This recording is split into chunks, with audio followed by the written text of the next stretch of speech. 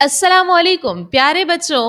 पिछली बार मैंने आपको बताया था कि नबी करीम सल्लल्लाहु अलैहि वसल्लम को मक्का में कितनी तकलीफ़ें दी गई, मगर आप सल्लल्लाहु अलैहि वसल्लम ने हमेशा सब्र किया और कभी बद्दुआ तक ना दी। आज मैं आपको एक और ज़बरदस्त वाक़या सुनाऊंगी जो अल्लाह ने अपने प्यारे नबी सल्लल्लाहु अलैहि वसल्लम को तसल्ली देने के लिए कर दिखाया, और ये सुनकर बच्चे भी हैरान रह जाते हैं।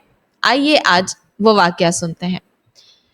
हमारे प्यारे नबी सल्लल्लाहु अलैहि वसल्लम उस वक्त मक्का में थे।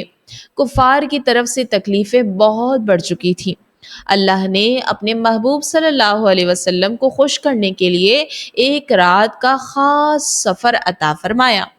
ये नबूवत के 10वीं साल का वाक़या है, जब हमारे नबी सल्लल्लाहु अलैहि वसल्लम की उम्र तकरीबन 50 साल थी। आप सल्लल्लाहु अलैहि वसल्लम एक सफ़र में गए। ये सफ़र दो हिस्सों में था। मक्का से बैतुल मुक़द्दस तक, इसे कहते हैं इसरा, और आसमानों तक का सफ़र, इसे कहते हैं मेराज।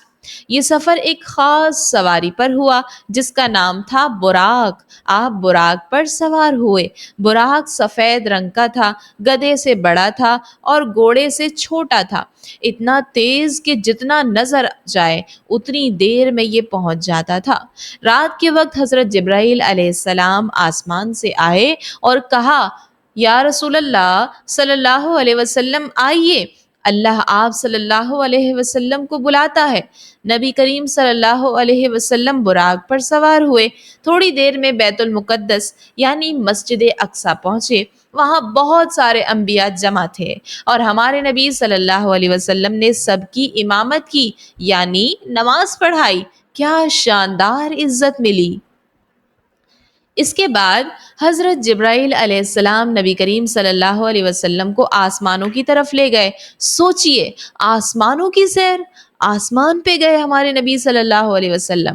पहले आसमान पर हज़रत आदम अलैहिस्सलाम, दूसरे पर हज़रत ईसा और याह्या अलैहिस्सलाम, तीसरे पर हज़रत यूसुफ अलैहिस्सलाम, चौथे आसमान में हज़रत इदरीस अलैहिस्सलाम और पांचवें आसमान में हज़रत हारून अलैहिस्सलाम, छठे पर हज़रत मूसा अलैहिस्सलाम और सातवें आसमान पर हज़रत इब्राहीम अलैहिस्सलाम से मुलाकात हुई। सबने खुश होकर सलाम किया और खुश आमदीद कहा।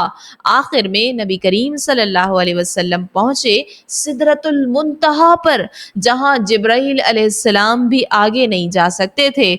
वहां अल्लाह ने अपने महबूब सल्लल्लाहु अलैहि वसल्लम को अपने करीब बुलाया और उसी मुलाकात में अल्लाह ने हमें 5 नमाजें अता फरमाई। शुरू में 50 थी, मगर नबी करीम सल्लल्लाहु अलैहि वसल्लम की दुआ से अल्लाह ने कम करके 5 कर दी और सवाब फिर भी 50 का।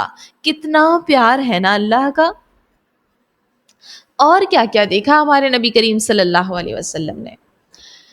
हमारे नबी सल्लल्लाहु अलैहि वसल्लम ने जन्नत देखी, दोज़ख भी देखा, अंबिया किराम अलैहिस्सलातु वस्सलाम से मिले, अल्लाह की कुदरत के अजायबात भी देखे। उसी रात वापस मक्का आ गए। सुबह लोगों को बताया तो काफिरों ने मजाक उड़ाया माज़अल्लाह। लेकिन हज़रत अबू बकर रदियल्लाहु अन्हु ने कहा, अगर हमारे नबी सल्लल्लाहु अलैहि वसल्लम ने फरमाया है तो सच फरमाया, इसीलिए उनका लक़ब सिद्दीक पड़ गया, यानी सच बोलने वाला। तो बच्चों, इससे हमें क्या सीखने को मिला कि अल्लाह अपने प्यारे बंदों को मुश्किल में तन्हा नहीं छोड़ता। नमाज अल्लाह का ख़ास तोहफ़ा है, कभी भी इसको मत छोड़ो। सच्चाई पर मजबूती से खड़े रहो। और अगली बार मैं आपको बताऊंगी कि नबी करीम सल्लल्लाहु अलैहि वसल्लम को मक्का छोड़ना पड़ा, कैसे अल्लाह ने उनकी मदद की और कैसे मदीने वालों ने खुशी से उनका इस्तकबाल किया।